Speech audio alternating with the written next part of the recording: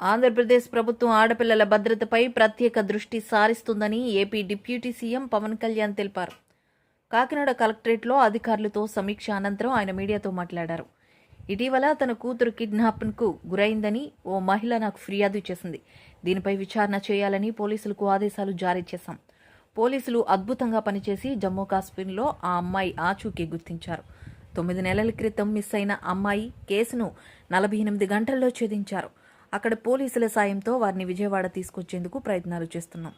ఇవన్నీ ఎందుకు చెబుతున్నానంటే ప్రభుత్వం తలుచుకుంటే ఏం చేయగలదు అని నిరూపించడానికే. గత 5 ఏళ్లలో ఎంతమంది ఆడపిల్లలు అదృశ్యమైనా అప్పటి ప్రభుత్వంలో కదలిక రాలేదు. ప్రస్తుత పాలనలో జరిగిన మార్పును ప్రజలు గమనించాలి. Investors to understand what is the impact of that. Global emission scheme on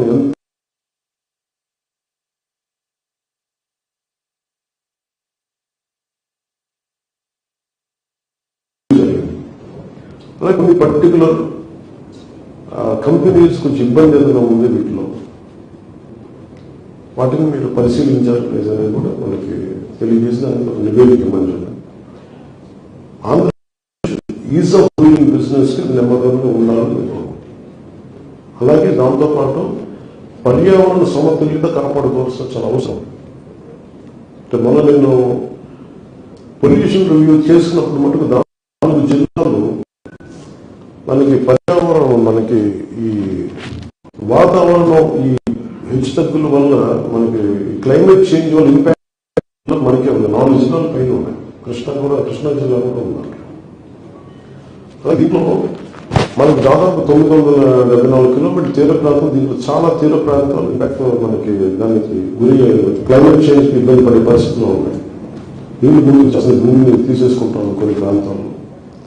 so వీటికి మర అడవుల్ని రక్షించుకోవడం, అడవులు అనేది చాలా కీలకమైనది. సో అలాగే ఒక అటవీ పరిధిలో రాని మర అడవులు కూడా సుప్రీంకోర్టు డైరెక్టివ్ ప్రకారం జడ్జిమెంట్ ప్రకారం అటవీ శాఖలో లేని మర అడవులు కూడా అటవీ శాఖ దాన్ని కేర్ తీసుకోవాలన్న జాగ్రత్త చూడాలని సుప్రీంకోర్టు జడ్జిమెంట్ దాన్ని కూడా ప్రస్తావించిన రోజులు.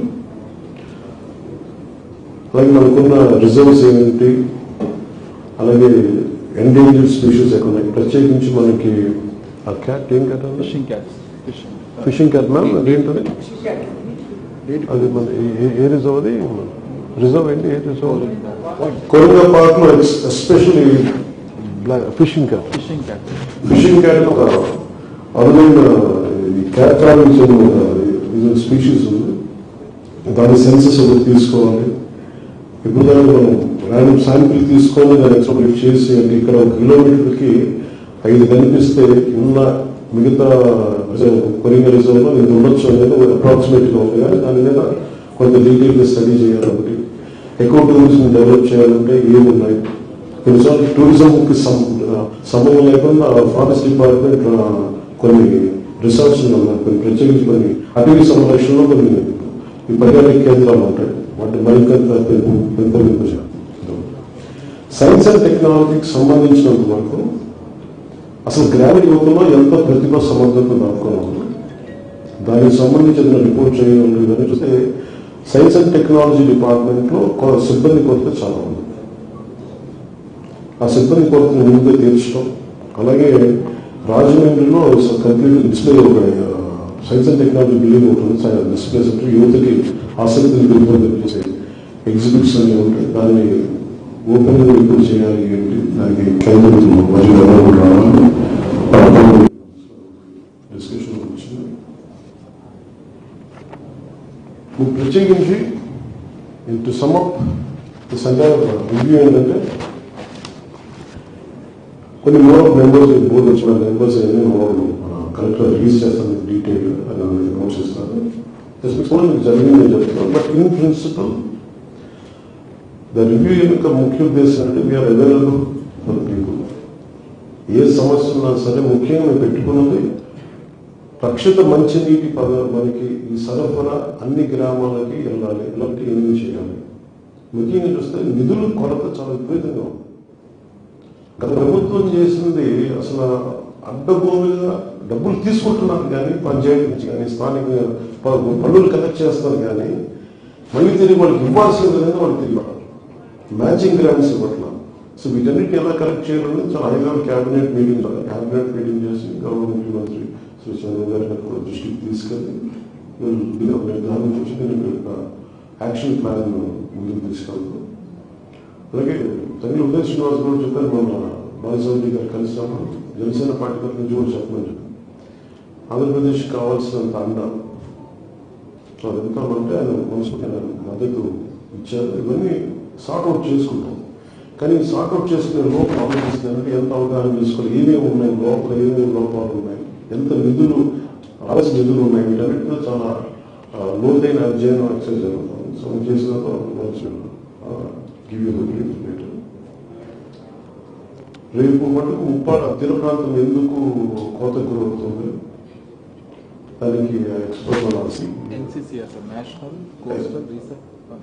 సెంటర్ ఫర్ కోస్టల్ రీసెర్చ్ బృందం కూడా వస్తుంది చంద్రయాన్ నుంచి. సముద్ర కోత గురవుతున్న ఉప్పాడ తీర ప్రాంతాన్ని ఎలా దాన్ని చర్యలు తీసుకుంటే దాన్ని మనం రక్షించుకోగలం, లేదంటే అక్కడ ఉన్న గ్రామాన్ని తరలించాలా, లేదా భవిష్యత్ నెక్స్ట్ 10-20 years లో ఎంత గ్రామం వరకు పోతుందని ఒక అధ్యయనం చేసి అక్కడికి వస్తాను. నేనే క్షేత్రస్థాయి పర్యటన చేస్తున్నాను.